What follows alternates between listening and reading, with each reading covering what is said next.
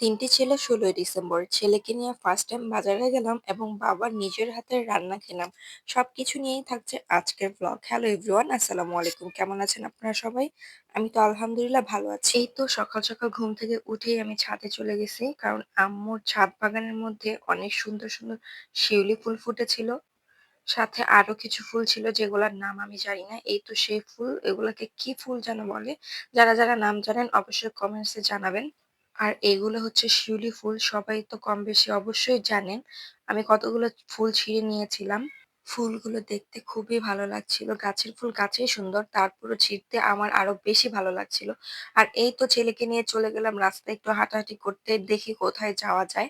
যদিও সকালবেলা বের হওয়া হয় না, তাসবিকে তাড়াতাড়ি ঘুম থেকে উঠিয়ে বের হয়ে পড়ছি। যেহেতু আজকে ১৬ই ডিসেম্বর, রাস্তায় অনেকগুলো পতাকা আরো স্টিকার যেগুলা থাকে এগুলা বসছিল। তো তাসবির মাথায় পড়ার জন্য আমি এটা নিয়ে নিচ্ছিলাম। ১৬ই ডিসেম্বর এগুলা যদি না পড়ে তাহলে কি হয়?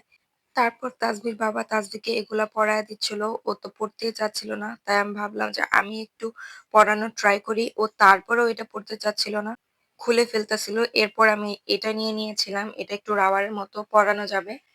কয়েকটা ছবি তো অন্তত তোলা যাবে। আর এই তো স্কুলের বাচ্চারা স্কুলে যাচ্ছিল। কি সুন্দর, তাই না? এরপর চলে গেলাম বাড়ির কাছেই একটা বাজার ছিল। বাজারে ২ জন মিলে আজকে একসাথে বাজার করব বলে। তো ১ম এ শক্ত মুরগি কিনতে চলে আসছি। এগুলাকে কি বলে সেটা আমি জানি না। আমার ভাষায় যেটা বলে সেটাই আমি বললাম। তো এইখানে আমার ছোট্ট পাখিটা দেখতেছিল। ও তো কখনোই বাজারে আসেনি। ফার্স্ট টাইম মুরগি আর এত মাছ দেখে বলতেছিল, "মাম্মা ভাউ।" তারপর তাকিয়ে দেখলাম এখানে মুরগিগুলো দেখে ও এরকম বলতেছে আর তাকিয়েই ছিল, দেখতেছিল। এরপর চলে আসলাম কিছু সবজি কেনাকাটা করতে।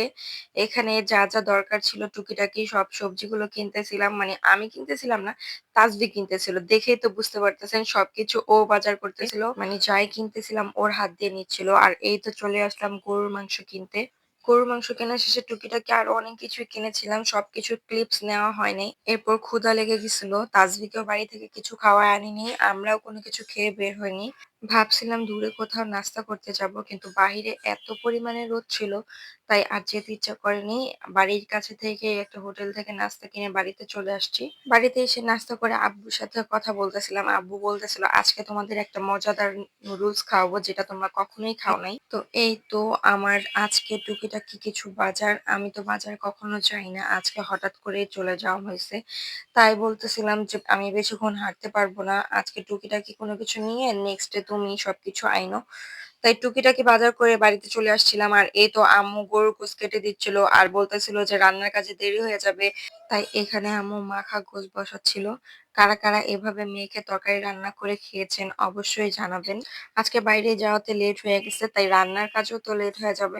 এইজন্যই এইভাবে বসাইতেছিল। নয়তো বেশিরভাগ সময়, বেশিরভাগ কি অল টাইম আমাদের কষায় আমরা রান্না করি। এভাবে রান্না হয় না। কিন্তু এভাবে রান্না করলেও কিন্তু তরকারিটা অনেক বেশি মজা হয়। ঐদিনও অনেক বেশি মজা হয়েছিল। একটু পরে ভিডিও ক্লিপস দেখলে আপনারা বুঝতে পারবেন যে কত বেশি মজা হইছে। ভিডিওতেই বোঝা যাইতেছে যে কালারটা কত বেশি সুন্দর আসছিল। আর এখানে আমি ভুনা খিচুড়ি রান্না করতেছিলাম। যেহেতু ফার্স্ট টাইম রান্না করতেছি, ফার্স্ট টাইম রান্না করলে তো এরকম পুড়ে টুরে যাবে, এটা স্বাভাবিক। হয়তো লবণ কম হবে, নয় বেশি হবে, নয় হলুদ কম, নয় বেশি, নয় পুড়ে যাবে, এটা একদমই স্বাভাবিক। এখানে মুরগিটা অনেকটাই হয়ে এসেছিল। আমি নেড়েচেড়ে দিচ্ছিলাম যেন নিচে দিয়ে এটা আবার পুড়ে না যায়। সব পুড়ে গেলে খাবো কি দিয়ে? আর এই তো এখানে আমি গরুর গোশত কষানোর জন্য মসলার মধ্যে দিয়ে দিয়েছিলাম। আপনারা সবাই ভাবতে পারেন সবসময় আমি কেন বলি যে এটা আমি ফার্স্ট টাইম রান্না করতেছি, ফার্স্ট টাইম। আসলে আমার আম্মুর চোখে অপারেশন হইছে। তো ডক্টর বলছে যে ১ মাস একটানা কোনো কাজ করা যাবে না।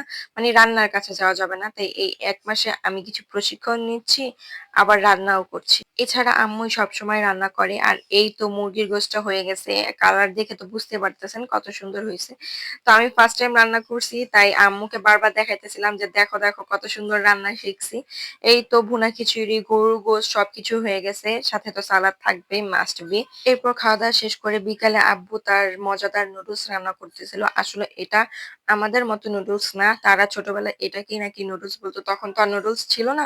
এভাবেই নাকি বিভিন্নভাবে রান্না করে তারা নুডলস খেত। তো এই নুডলসটা আব্বু রান্না করছিল ডিম, গরুর গোশত, চিংড়ি মাছ, মুগ ডাল, চাল, এইরকম আরো কি ইনগ্রেডিয়েন্টস দিয়ে যেন এগুলা রান্না করছিল। পুরোপুরি রান্নার পরে ভিডিও ক্লিপসটা আমার নেওয়া হয় নাই। তাই ফাইনালি কেমন হয়েছিল সেটাও এড করে দিতে পারলাম না। যাই হোক, এখানে আব্বু ডিম, চিংড়ি মাছ, গরুর গোশত, মুগ ডাল, চাল এইসব ইনগ্রিডিয়েন্টস দিয়ে রান্না করছিল। জানি এরকম নুডলস আপনারা কেউই খাননি। আসলে এইরকম নুডলস আব্বুরা ছোটবেলায় খেত দাদির হাতের রান্না। তাই আমাদেরও রান্না করে খাওয়ায় বলতেছিল, "এই দেখো তোমার দাদি এভাবে রান্না করতো আর আমরা এরকম খেতাম, এটাকে নুডলস বলতাম।" তো বাবার হাতের রান্না মজা তো হতেই হবে। অনেক বেশি মজা হয়েছিল। আজকের ব্লগটা এই পর্যন্তই শেষ। দেখা হবে নেক্সট কোনো ভিডিওতে। সবাই লাইক, কমেন্ট, শেয়ার করবেন। আল্লাহ হাফেজ।